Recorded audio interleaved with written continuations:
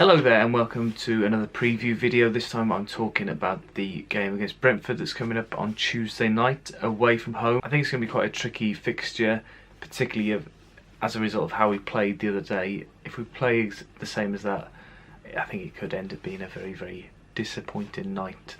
But I've decided that today I'm going to try and have a more positive look at the fixture. We've taken 4 points from the last 6, which is good form.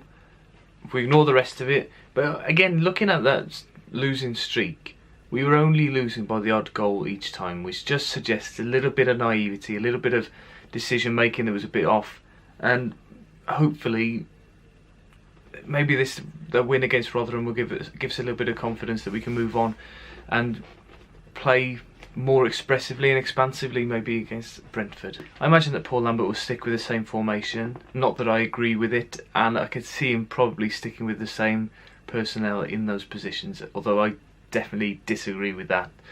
Not that George Saville had a bad game at left back, but he ducked away from a couple of challenges, got out of the way a few times when he should have maybe got stuck in. Maybe a fullback, a traditional fullback, or even Conor Cody would have got stuck in and maybe won possession back and turned the ball into an attacking situation a bit quicker than he did.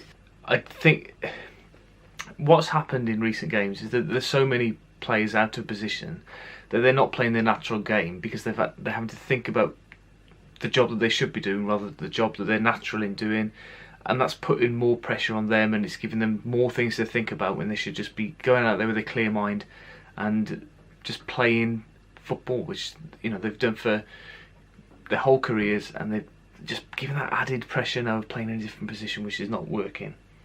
On the whole, I think against Rotherham the defence was quite good, aside from a couple of mistakes from Romain Saiss, which I think it was his fault. He was dropping far too deep, so he was becoming a centre of 3 at the back with Hawes and Williamson, who were then of course spreading sort of the width of the 18-yard box sort of away from each other, leading to Saiss pushing up, and then a couple of times he gave away possession and they exploited that space in the middle there between the two centre backs.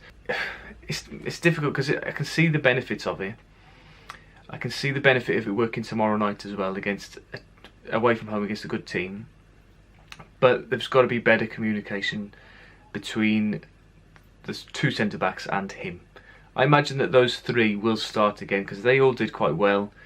If I was in charge as well, I think I would start Nuadiko tomorrow night. I think from what I've read and from what I've seen of Brentford this season, they like to play in the counter-attack and soak up a bit of pressure, but they're also vulnerable to a counter-attack as well, which is how we like to attack. So perhaps having a focal point. I mean, Weimann did okay again, but you want a recognised striker and somebody who's going to put away those chances that we get. That's what I want to see tomorrow. Wolves, of course, won this fixture 3-1 earlier on in the season with Teixeira scoring 2 goals, and that feels like a long time ago, and Cavaleiro scoring the other one. But we, of course, lost this fixture 3-0 just over a year ago. Brentford have been in good form up until Saturday, where they lost 1-0 against Huddersfield, although they haven't kept a clean sheet for 9 games since they beat Villa at the end of January. And Saturday was also their first failure to score since New Year's Eve, so they've very, very high scoring team, so we've got to be wary of that. Although I think the way that we played on Saturday, if we play similar with really slow tempo, I think they'll struggle to break us down, but we're also not going to create any chances. Interestingly, looking at the whoscored.com website, they do a breakdown of all the average team scores through the league, and our average score out of 10 is 6.77, which puts us firmly in mid-table in 12th position out of the whole league. And Brentford 6.79, which puts them in 11th, so they're only slightly above us in terms of average ratings, which shows that we are doing a lot of things right. Defending, I think we're probably doing quite right. If you look at the number of goals we've conceded, isn't that bad?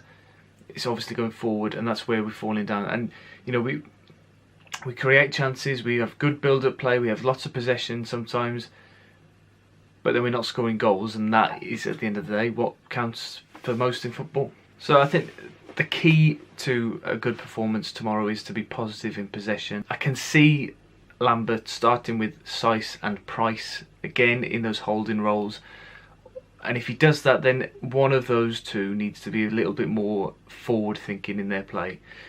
I know it's not in either of their nature to do that, so maybe it's not their fault and it's Lambert's fault for selecting them. One of them has got to take it upon themselves to run the ball out 10 yards. Our build-up play is so predictable. The back four will pass it between themselves, it will go up to Sice, they'll pass it around, pass it back to the full-backs, it'll go back. Lovely, lovely passing play between those back 4 or 5 players. And then they'll sort of get bored and hoof it long and we'll lose it. Or it'll be an overhit pass out to the wing and we'll lose it. They've got to be able to beat a player, or get it out quickly to the wing, or 1-2 quickly, creating space. We're too static. You're watching them on Saturday in the flesh, just highlighted how bad these players are. There's nobody with any sort of gumption to pull away from a player, create a space, run in behind or anything like that. Their midfield is so negative and defensive, which you could argue is how they're set up, but I just think they need to be more positive in their own game.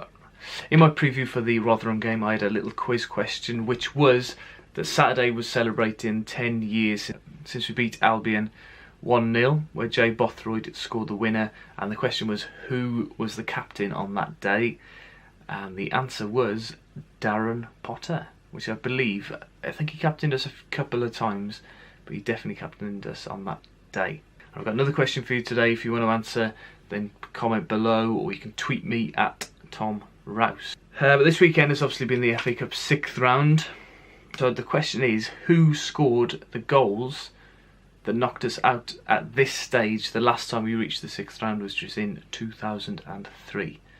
Let me know again in the comments, or you can tweet to me if you know the answer to that. As for a prediction, I'm going to be positive again. I think that I can't see us winning. I can't see us winning tomorrow. I think the best we can hope for is a draw. And although we've kept 2 clean sheets in a row now, I don't think we'll do it again. I think they'll score. I can see us maybe nicking one off somebody's backside or an own goal or something. We just need to be more positive in possession. If we can do that, we can create chances and we can score. So I'm going for a 1-1 draw. Let me know what you think. I was really pleased to see.